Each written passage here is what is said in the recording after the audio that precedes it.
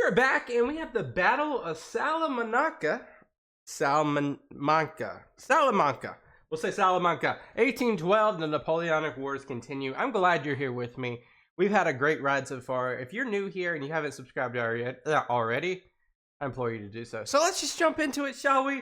We got the Napoleonic Wars, Battle of Salamanca, 1812. By 1812, Napoleon's French Empire had 250,000 troops stationed in Spain, bogged down in a war that seemed to have no end. They faced a bitter struggle against the people of Spain, who'd taken up arms in a guerrilla war, as well as the remnants of Spain's field armies and an Anglo-Portuguese army under Lord Wellington. So, like, the odds are so much against them in the guerrilla warfare times the anarchy that's happening within the borders, as well as the coalition, the economic issues, the trade issues, the blockade to the British aid. Just so much happening. This is, of course, definitely like the French version of the Vietnam War here, but could even be called worse than the Vietnam War just due to the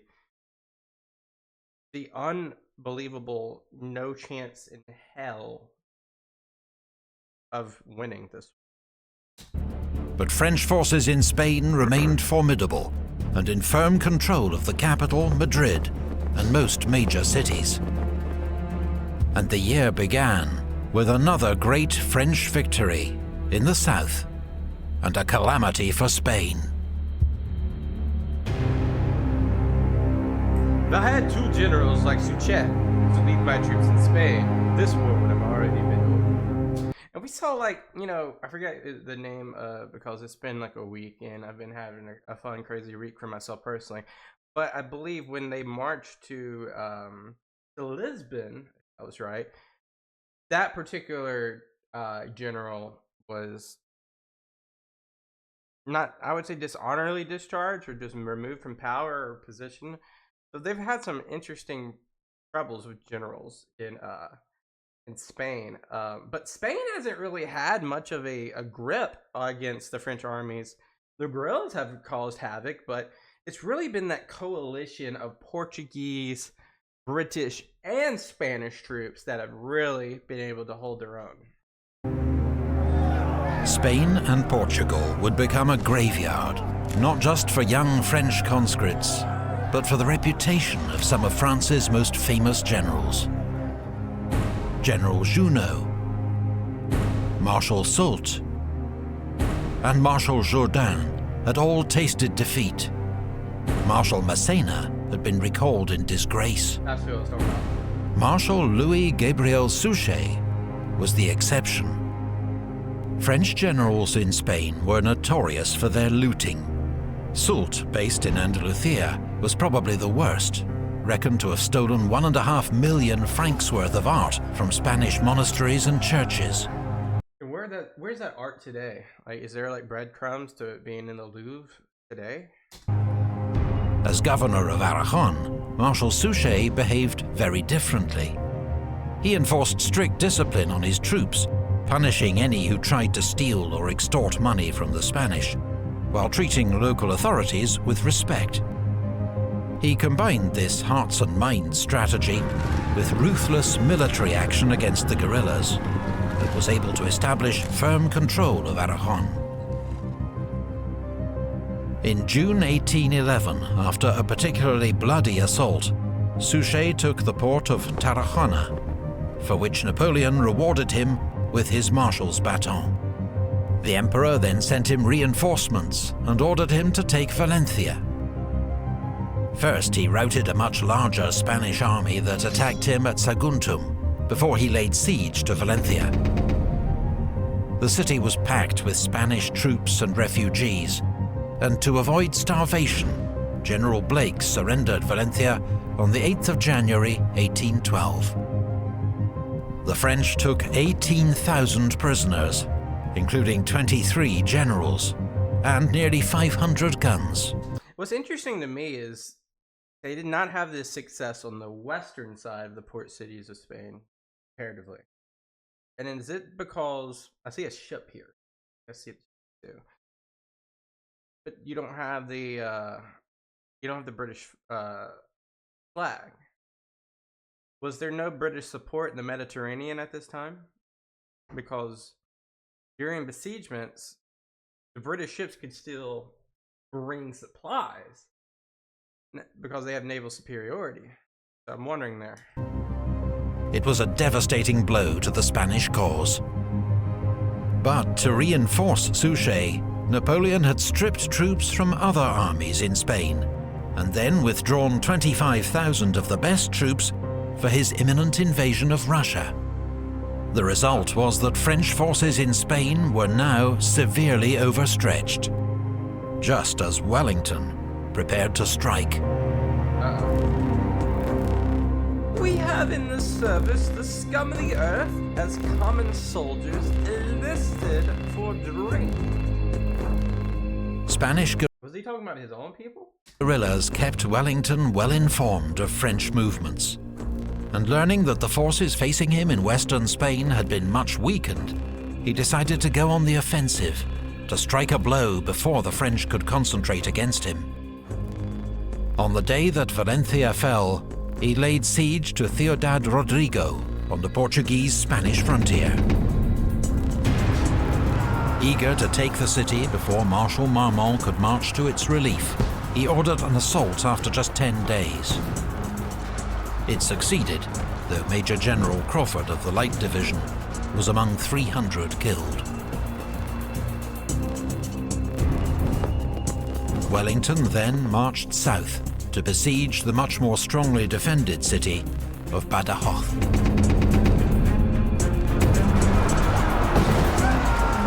An assault was made on the night of the 6th of April.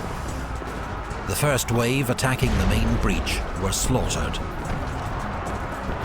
But what was supposed to be a diversionary attack on the city's castle with scaling ladders succeeded, and the city soon fell. So they're like running up the score right now on the western side with Wellington. The storming of Badajoz cost the British 3,700 casualties. In the aftermath, survivors went on the rampage, drinking, looting and raping, and killing more than 100 Spanish civilians. So, as we can tell, the atrocities is agnostic to creed, to ethnicity, to country. We see this across the board. Like no matter what or who is invading who and who is besieging who, for the most part, it's across the board. Like atrocities are just across the board. And that's just the dire side of the war side. Is what is to prevent that? There is nothing to prevent that. Of course, today there is a little bit of it. Back then, there is no UN. There is no crimes against humanity. Just continuation of continuations. Before British officers finally restored order. That's what he meant, by the way, when he said that. Wellington had secured the two main routes between Spain and Portugal. Now he sent his most reliable subordinate, General Hill, with a small Anglo-Portuguese force to destroy the bridge over the Tagus at Almaraz.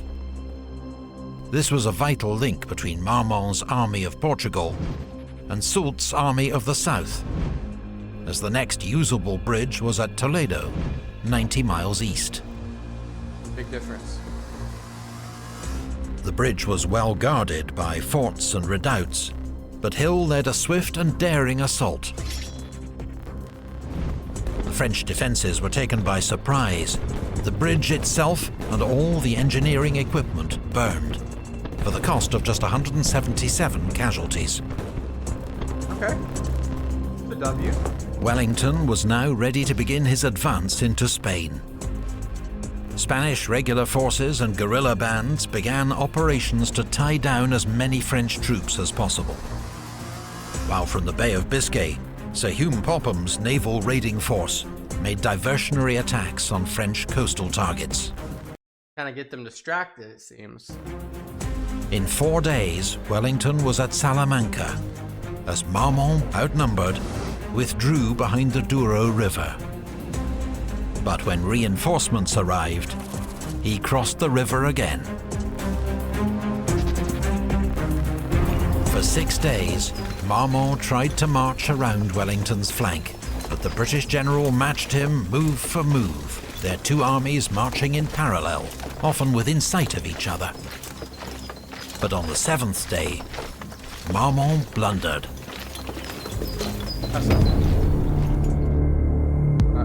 My dear Alava, Marmont is lost. Is Alava like his lover, or is like wife?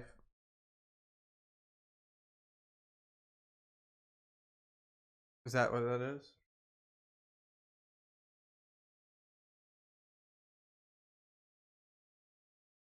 I'm just like guessing. Could be, could not be. On the morning of the 22nd of July, Wellington's army occupied high ground 4 miles south of Salamanca. Marmont was not interested in a direct assault.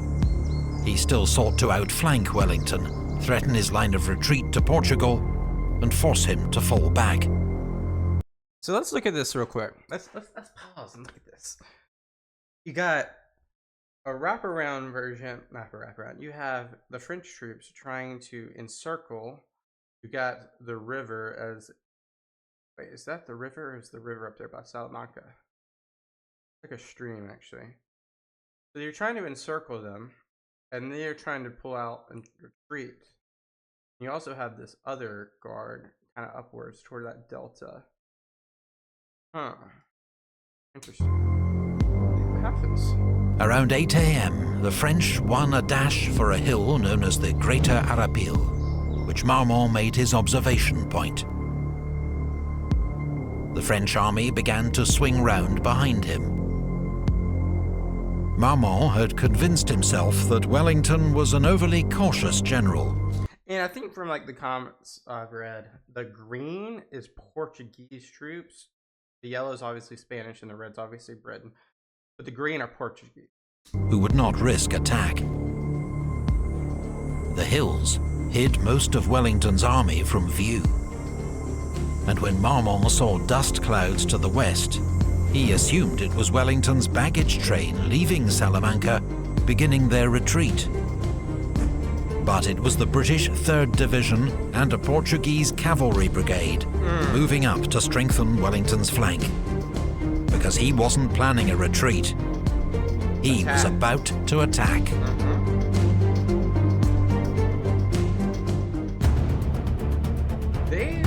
There they are, my lads. Just let them feel the temper of your bayonets. And we're prepared. Around 2 p.m., Marmont ordered the 5 infantry divisions waiting in the woods behind him to march west, to cut off Wellington's imagined retreat. They're just going to be short now, right? General Moukoun's 5th Division, in the lead, stopped to engage what was presumed to be the British rearguard in the village of Los Arapiles. Oh no. General Thomier's 7th Division continued west past it. Wellington watched as the French left flank became increasingly strung out and knew it was an opportunity too good to miss. He galloped 3 miles across country to the 3rd Division to give the crucial orders in person. Many of his staff officers struggled to keep up.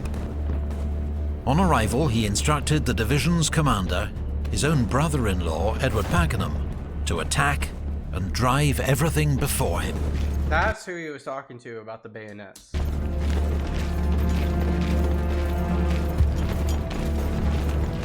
3rd Division's advance was hidden by low hills until the last minute. Thomier's division was caught completely unawares and shattered by the assault. Thomier's himself was killed, half his division killed or captured, the rest soon put to flight. I mean, they weren't extremely outmatched, were they? Because, like, that doesn't look like they're extremely outmatched. I think they were just outmaneuvered. Let me know if I'm wrong, but it looks like they're very evenly matched here. Cavalry is the same. I mean, they might have had one division more. Not one division more. One block more people. I think they're just outmaneuvered. By the assault. Thomier's himself was killed. Half his division killed or captured. The rest soon put to flight. At this crucial moment, Marshal Marmont was hit by a British shell and carried from the field seriously wounded. His second-in-command, General Bonnet, was himself wounded an hour later. When you're hit back then, that's almost, a mortal wound just because infection. So command passed to General Clausel. 45 minutes later, the British 5th Division attacked, supported by 2 Portuguese brigades and General Le Marchand's dragoons. The French saw the cavalry coming and formed square, but were hit first by the British infantry, who unleashed a close-range volley, then charged with the bayonet. The French were routed and charged down by Le Marchand's cavalry. French 6th Division was caught up in the collapse.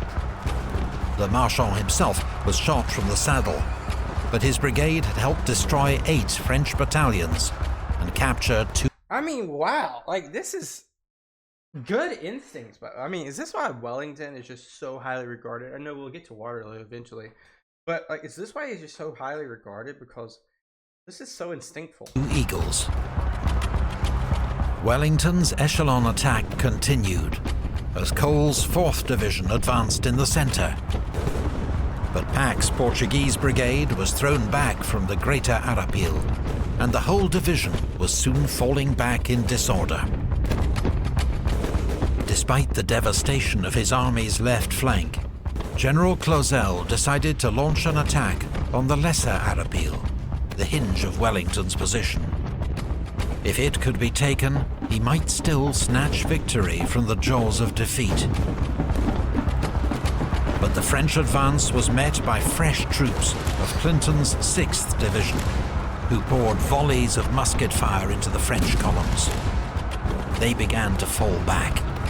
The French army had lost the will to fight on, its soldiers streaming away into the woods behind them. General Ferré's 3rd Division mounted a... Oh no, it's just going to be the 3rd Division against the entire... Oh my... brave rearguard action to buy the rest of the army time to escape, but it faced a hopeless task. It was soon outflanked by the British 5th Division, and Ferré himself was killed. Only General Foy's 1st Division escaped in good order. With darkness falling and his army exhausted, Wellington called off the pursuit. That was a rout. Ooh, that was a rout. A deputation of the Cortes came to congratulate me upon your victory, hailing you as the savior of Spain. Wellesley, British ambassador.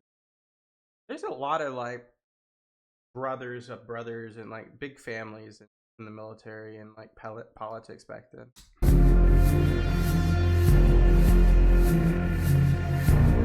Savior of Spain, yeah. Wellington had smashed Marmont's army, taking 7,000 prisoners and killing or wounding 6,000 more, a French casualty rate of 25%, and more than double Wellington's own losses.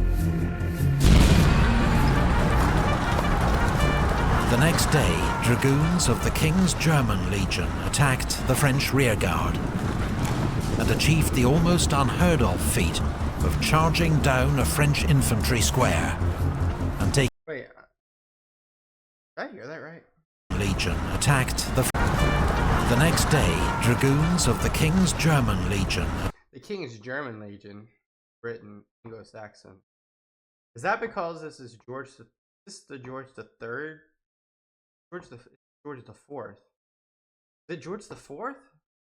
And that's the Hanover dynasty? from the Germanic area. Is that why there's a German legion? I don't know. I'm just trying to figure. Attacked the French rearguard and achieved the almost unheard of feat of charging down a French infantry square and taking another 1,000 prisoners. Wellington now decided to march on Madrid, forcing King Joseph to abandon the capital and retreat to Valencia to join up with Marshal Suchet. That's it? On the 12th of August, Wellington liberated the city to scenes of wild celebration. Soult, now at risk of being cut off in Andalusia, abandoned the siege of Cadiz, which had dragged on for 2.5 years, and marched east to join Joseph and Suchet. The following month, Wellington marched north, pushing the French back from Valladolid and besieging the castle of Burgos.